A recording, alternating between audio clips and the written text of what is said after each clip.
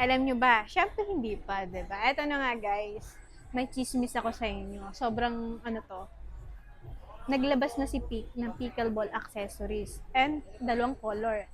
At ito pa, set na siya. Diba? Katindi. Ayan guys, nilabas ko na yung bola para hindi ako mahirapan maghawak. Ayan yung bola, 4 na bola.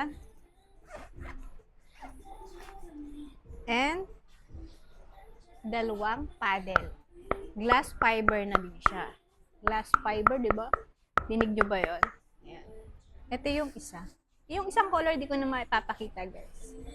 Pero dalawa siya. Ayan. Dalawang paddle. Ayan, di ba? Ganda. Matatagpuan nyo siya, guys, sa mga physical store ni Peak.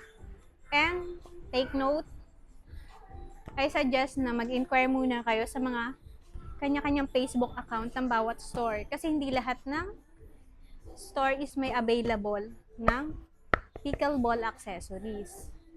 Okay, para hindi kayo mahirapan. Syempre, di ba?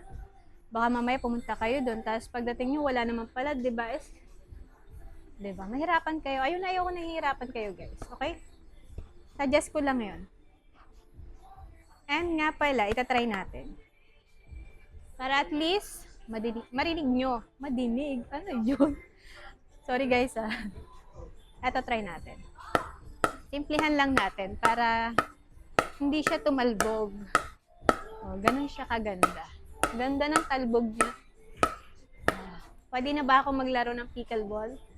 Comment down below.